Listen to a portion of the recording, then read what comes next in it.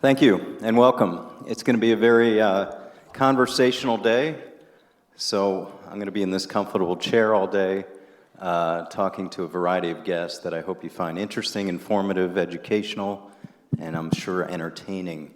We're really blessed today to have a lineup that is unique, I think. I've done a lot of symposiums, both as moderator and panelist. I've never seen a lineup like this, if I do say so myself, and hopefully we'll have a great day.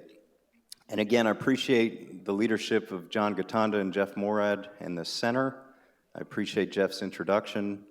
Many of you know me from here, some know me from ESPN, some know me from Sports Illustrated, but I think everyone knows me from Twitter, which is, I'm a very active social media person. And this is also being live streamed, and Westlaw as well is streaming this. So it's quite an event, and welcome. And no better way to start it with our leadoff guest. Along with Jeff and myself and this gentleman, we may be three of the only people that have worked both on the player side and the team side. And my first guest here has worked at it all. We go way back, growing up together in Washington, D.C., and going to law school together, sorry, not here, but at Georgetown Law. Please give a warm welcome to David Cornwell. This is a name that's been quite in the news, not only this year, but in the past years. He has become the go-to guy for players with issues with leagues, with teams, with all kinds of things that I'm sure he could go on for hours. We only have a little bit of time. So we'll talk about two of the bigger issues this year that David was involved in that obviously got great attention in the news, but I don't think anyone's had the opportunity to sit down with him and talk in this setting. Let's start. Alex Rodriguez, one of the biggest names in all of sports, maybe the biggest name in baseball. Suspensions come down from the biogenesis scandal, 12 games here, 50 games here, 50 games here, 50 games here. All of them accept their punishment, except for Alex Rodriguez, an incredible 212-game suspension. Let's start. Where did you get involved, and when, and how? Good morning. One group I think we should acknowledge too is the student volunteers. You've done a great job. They're very gracious and helpful, and thank you very much. I was already involved in the biogenesis matter representing two players, one who tested positive, Yasmani Grandal, and another, Francisco Cervelli, who was confronting, as was Alex, discipline for a non-analytical positive. And when Major League Baseball filed the lawsuit against Biogenesis, I was pretty vocal about what I thought the union needed to do to move to dismiss that case, and received a call from a mutual acquaintance of Alex's and mine to get involved in the case. And as lawyers and in symposia like this, I think it's important for us to be provocative, because that's what lawyers should do. We should challenge the conventional wisdom of things. And I think as a lawyer, you don't have to go much further than the concept of something being non-analytical. A non-analytical positive, imagine that. We accept something that's not analytical as being conclusive. In my view, the science has evolved to the point where if someone tests positive, at least from a scientific perspective, you can be pretty certain that the substance was in their body. And in my view, if you're going to be subjected to the same discipline that you would be for a positive, then a non-analytical positive must be accompanied by some level of proof that matches the scientific certainty that we get from a scientific positive. So that was a major focus of mine, as was the tactics used by baseball to establish the likelihood of use. you know, not all cases are the same, and ultimately you have to play the hand that you're dealt. We used an approach in Alex's case and in his appeal that has frankly been the source of well-deserved criticism. I think that the scorched earth approach, you know, is kind of swinging for the fences. And if you miss, you miss. And looking back on it, I think, you know, honestly, we'd have to admit that we missed. Even though we ended up getting the 211 knocked down to 162, which game suspension, which saved Alex basically $6 million. I think that we could have done better with a different approach, but hindsight, it's 2020. Can you define further your scorched earth approach? What did you mean? Were you paying attention? I mean, You mean a PR assault on Major League Baseball, a PR assault on the commissioner? I mean, look, one way to characterize the strategy was to scratch the commissioner's eyes out and kick the Yankees in the shin. You know, we didn't get much out of it, got a lot of PR, but in terms of the substance of the case and what was going on in the room, I think we had a total of 11 days of hearings. Looking back on it, I don't think that we gave arbitrator Fred Horowitz, who was the neutral, I don't think we gave him sufficient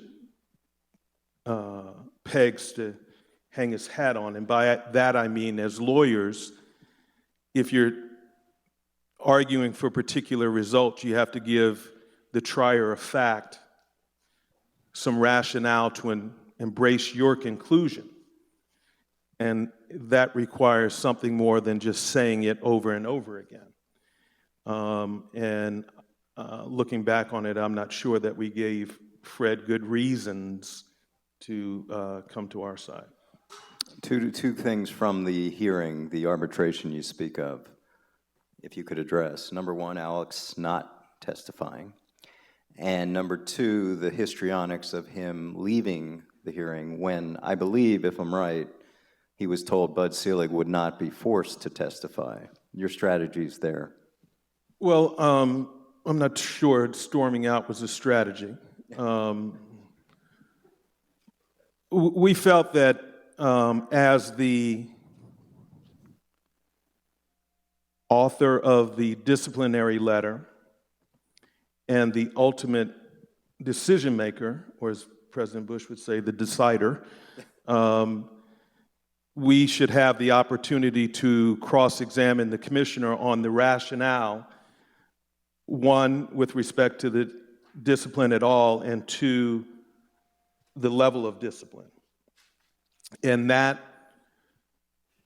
our thinking, I think, was supported when Rob Manfred testified, the COO of baseball, and basically, as witnesses sometimes do, lay a lot of the rationale at the commissioner's feet. And so I thought that opened the door for the commissioner to testify, but the panel ruled against us. And the morning that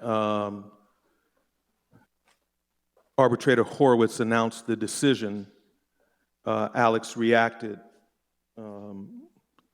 and stormed out of the room and didn't participate in the hearing any longer. But you can understand, imagine you're facing the greatest or largest suspension in the history of the game, given all the focus on Alex and then the underlying issue of performance-enhancing substances. I can understand why a man would want to confront his accuser and demand that the attorneys that he had hired to represent his interests have the opportunity to question his accusers. So I understand Alex's reaction.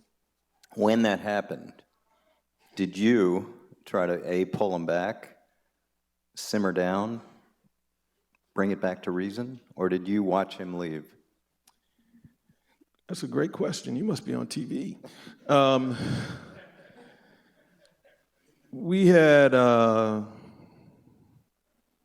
probably think there were probably 22 people in the room, the huge room with a U-shaped table, and the cross table was the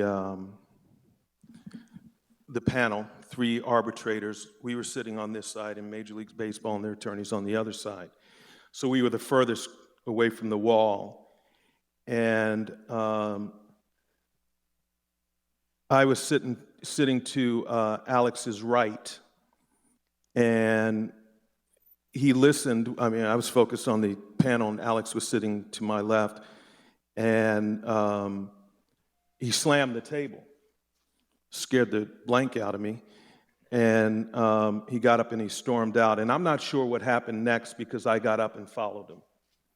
And we were probably in our breakout room for, it seemed like eternity, but maybe 5 to 10 minutes before the other lawyers came in. We took a break. I now know from reading the transcript that the others stayed in the room to make a record. My initial impulse was simply to, go with my client. And decision not to testify.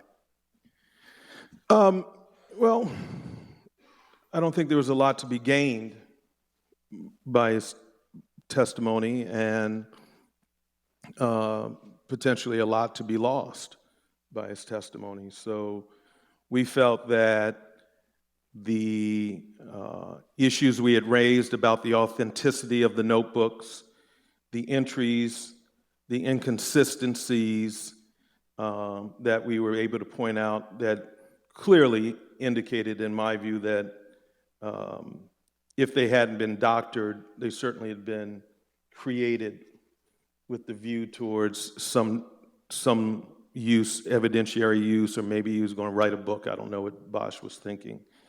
That we had created substantial doubt, as well as the issues that Major League Baseball did not cover with their various witnesses. My view was that we would be able to demonstrate that they didn't carry their burden of establishing a strong basis for discipline. So it wasn't necessary for him to testify. So Alex Rodriguez will miss the 2014 season, correct? Absolutely, yep. And return a year from now. Mm-hmm. Spring training for the 2015 championship season. And what is your own, on a situation like that, I think a lot of people are curious, what is your ongoing involvement with a client like that? Trying to get paid. I think everyone can relate to that. It'll be interesting to see, because I'm blessed with the opportunity to work with these men in situations that not only are very impactful in their careers, they're very impactful in their lives. So Lee and Jeff used to talk about, in the days when we worked together, the bonding process, how you bond with your clients. And when you go through something as extraordinary as this, you bond with your clients. So it will be interesting, because we certainly have a bond among the lawyers for what we're doing.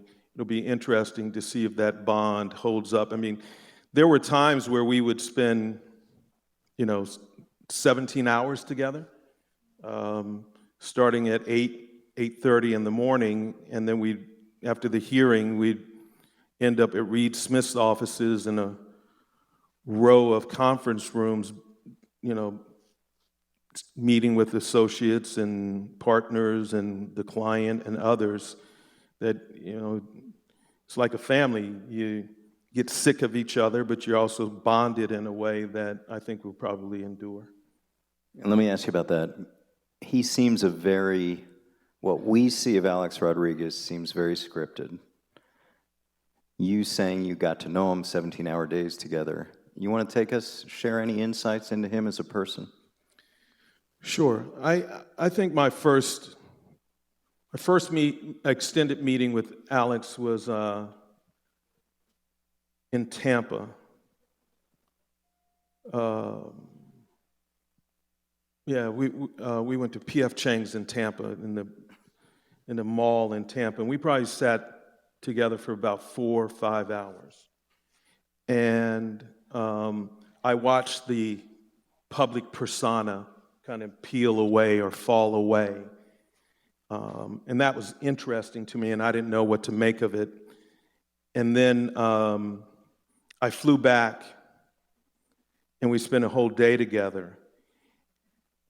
And Alex is a very talented, insightful, intelligent, likable man. And based on that conclusion, I walked away from that second meeting feeling sympathetic or sorry for him, because I had a sense that that guy was hidden. That guy couldn't come out. He had to be cautious about people knowing who that guy is. And given the controversy that swirls around Alex, the baseball player, I think that in this next phase of his life, he would do well in letting that guy be the guy that we all see. What's he going to do this year? Regroup, get healthy. This guy, $200 million to play a game. And he has had a torn labrum in one of his hips. And then he had a torn labrum in the other hip. 37 years old at the time, I think, running around on the baseball field trying to get well so that he could get back with my guys, is what he would say. So I think, being away from the game, if he can be, being away from the public eye, if he can be, would do him well to kind of recharge his batteries and perhaps give a chance for that guy to rise to the top. Thanks for sharing. Moving to the other big issue of the year, your name associated with. For those of you who followed, I'm sure everyone did, what's been called Bullygate down in Miami, the situation involving Richie Incognito and Jonathan Martin, where Jonathan Martin was moved to such despair that he left the team. Thus began the inquiry, which led to a 4-month investigation by the NFL, and as David will talk about, another investigation by the NFLPA into what happened, into workplace conduct, into workplace safety, harassment, and even a national discussion of bullying that we heard not only on sports programs, but on Good Morning America, CNN, etc.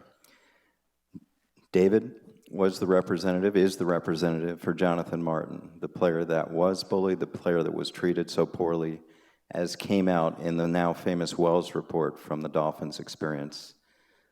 Take us inside that. How did you come to represent Jonathan Martin? How did you find the investigations to deal with? And he seems to be in a better place now. I was, on a Sunday, I was driving back. I went out to Hilton Head for the weekend, and Rick Smith is an agent with Priority Sports out of Chicago. Kenny Zuckerman is also Jonathan's agent, and he's in L.A.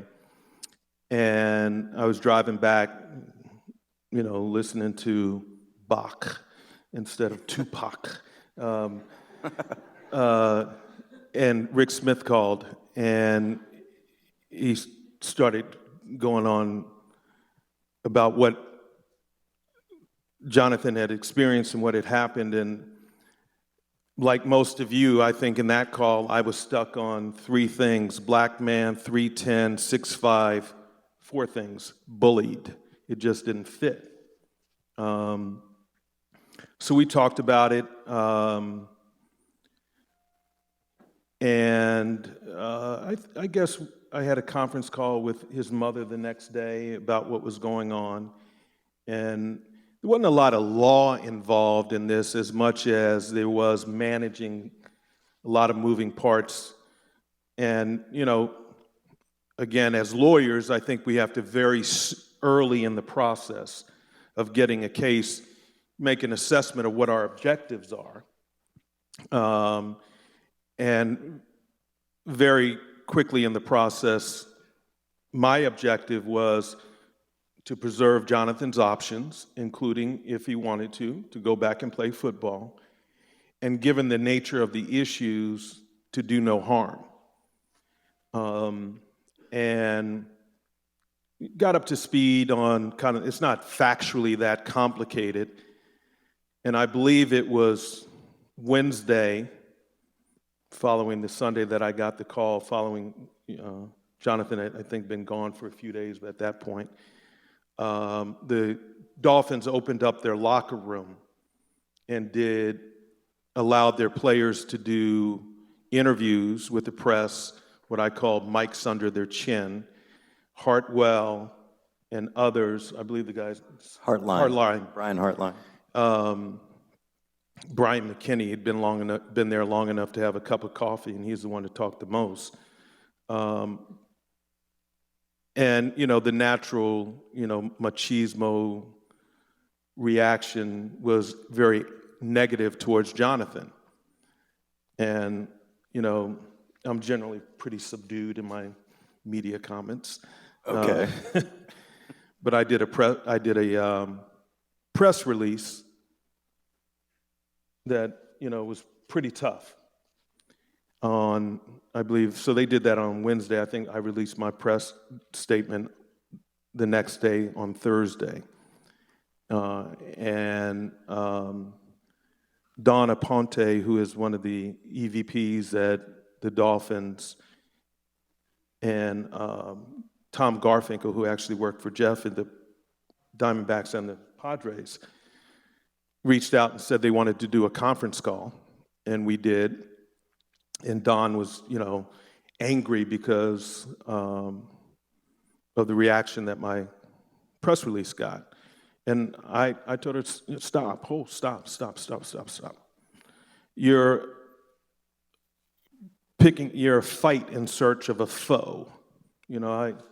I'm not trying to turn the Dolphins into an adversary, but, I'll pull the curtain back. I took a bite out of your ass. I told her that. And the reason I did it is that you opened up your locker room and you let your guys take a shot at my guy. And if you don't do it anymore, I won't do it anymore. If you do it again, I'll do it again. So it's really up to you. So I think we were able, out of that conference call, to ensure that we didn't necessarily have to have an adversarial relationship with the Dolphins. I think on that night I got a call from Jeff Pash, who told me that they had hired Ted Wells to do an investigation. And my reaction was that Jonathan doesn't need an investigation to tell him what happened, or to tell him how he felt, or to validate how he felt. What happened, and Jonathan reacted the way that he did. So I was not very enthusiastic about the report to begin with, or the investigation to begin with, because, as a lawyer, my view was my client could say what happened and that should be the end of the story. But understood that that wasn't a practical approach. So we knew that we were going to participate in the investigation. I shared with Ted what my objectives were, and we went about, I think we hired an expert to drop all of Jonathan's text messages. Probably that Sunday, Jonathan and his mother were in Pittsburgh, so I flew up to see them, and Richie Incognito, or as I refer to him, the other guy, did an interview with Jay Glazer on Fox, where he said that Jonathan, as an explanation of the nature of their relationship, Richie said, well, Jonathan sent me a text that he threatened to kill my family, and I didn't take it seriously. And so, I'm sitting with Jonathan like, what's this about? And I went through his phone, and the text was actually what's called a meme, I believe, a picture that was comic, intended to be a joke. You could tell from the picture a woman holding a pit bull where it says, I'm going to kill your whole family, and the pit bull has this silly, wild, crazy look on it. his face. So I had Jonathan text the picture to me, and so Incognito did his interview before the 1 o'clock kickoffs. So I waited until shortly before the 4 o'clock kickoffs, probably about 3:45 or so, and I tweeted the picture out with the tweet under it that said, J Mart's text to Richie Incognito, you decide. And that was another, firing a shot across Richie's bow that, we're not going to let somebody mischaracterize what happened. So, Jay ended up, as I understand it, actually getting in a little trouble with his bosses because Richie clearly created the impression that one could have taken this as a serious threat against his family, but for their relationship. That's just not true once you see it. That machismo culture you mentioned, I heard even on shows I was on, oh, he should have stood up and punched him. When you hear that, when Jonathan heard that, when his parents heard that, what was the reaction? And were you impressed, as I was in the report, you obviously saw it long before I did, that the despair that this reached, where he actually could not find a voice on that team to talk to, and left. And as I understand it, checked himself into a facility. Did you see that when you first met him? Did you see that level of despair, and what do you think of this whole, he should have punched him? Well, look, I grew up in locker rooms too, so part of me thought he should have punched him and didn't understand why he didn't until I got to meet Jonathan. And I quickly reached the conclusion that punching him would have been the easy response. But, standing up, raising your hand in this culture with the massive media coverage, a grown man standing up, raising his hand and saying, this isn't okay, and walking away, took a level of strength that I don't think I had at that age. So yeah, I saw it, and then I saw this was a very interactive, engaging process. You got to get to know, is this a matter of a product of parenting? So you get to know the parents. Is this some hidden demon that this young man has? And if so, I want to know about it before it's exposed on national TV or something like that.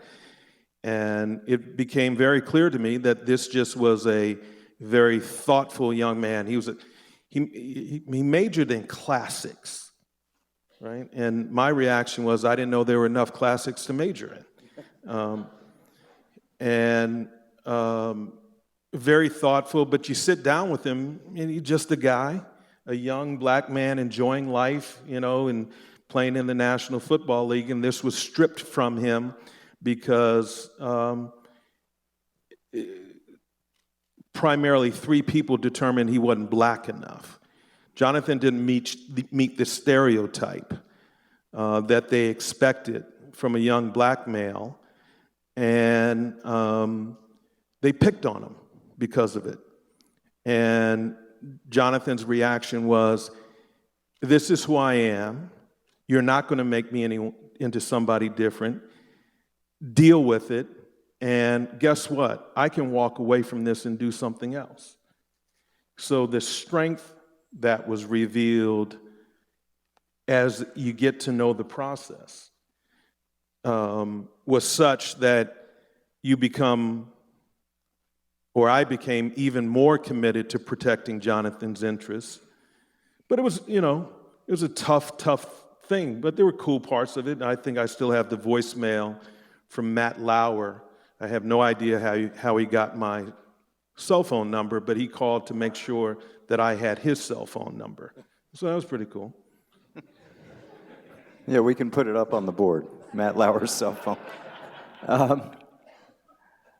Yeah, finishing up on Martin, As people may not know, he was traded last week from the Dolphins to the 49ers, college coach Jim Harbaugh from Stanford. He's in a better place. Did you think there was any way, shape, or form in God's green earth that he would stay on that team? On the Dolphins? On the Dolphins. Wasn't going to happen. Absolutely not. Had they not traded him? It wasn't going to happen. Absolutely not. Then we would have been adversaries. If they had insisted on keeping the player, then they would have had a problem with us. Jonathan needed a new start. The reaction of his teammates required that new start be somewhere else. I don't think that there are any set of circumstances or any argument, given the circumstances, that anybody could have made to me that would have justified him staying on that team. This overlapped with the Rodriguez hearing. So one day I had the chance to go over. I had spoken to the commissioner a couple times, but I had the chance to go over and visit with him and Jeff Pash to talk about what was going on and where we wanted to end up. And he was very clear that he would be supportive in Jonathan resuming his career. And, I made it very clear that I thought that included Jonathan being on a different team. But I shared, the text messages, I wrote a note to Ted Wells recently thanking him for his professionalism because he dug into the most sensitive areas of a man's life without stripping him of his dignity or exposing him to ridicule or scorn. And there were things that we talked about candidly in Jonathan's interview with Ted Wells, and that were reflected in the text messages, that I felt that if we were going to ask the commissioner to get behind us, he needed to hear about those things from me instead of from the media. I couldn't let Roger, go out on a limb and say to me, DC, how come I'm finding about this now? So that I went over to kind of walk them through some of the issues or text messages or issues that arose in the context of these guys' relationship. And, he understood that boys will be boys and football players will be football players. So we got that out of the way, but I don't think that there was any chance that, and I met with Dan Nash, the lawyer for the Dolphins, and told him that I didn't expect Jonathan to be on the team next year, but if he wanted to play football, I expected him to be able to play football this year. And you told me last night that the Wells report was going to refer to things like the N word, and you wanted that word spelled out in the Wells report. Why? Stephen A. talked about this on First Take, that it's odd to me as a black man that we're having a debate about what we can say to each other as black men or women, and that to take the sting out of the word nigger, we now say N-word. And I don't think we should take the sting out of the word nigger, so I don't think we should say N-word. And Ted was going to, I don't recall the reason that I was talking to him, but had a telephone call with Ted, and he indicated that, we were going to do, he's quoting some text where the N-word was used, and so whoa, wait, what? He said, well, and then you remember the text where Richie said the N-word, and said, no, whoa, Richie didn't say N-word, he said nigger. And, I think that it is a misrepresentation of the communications between them for you to say N-word in the report. And he said, well, your guy used some salty language and talked about some sensitive issues too. Go for it. I mean, the first thing that I told Ted is we were prepared to let the chips fall where they may.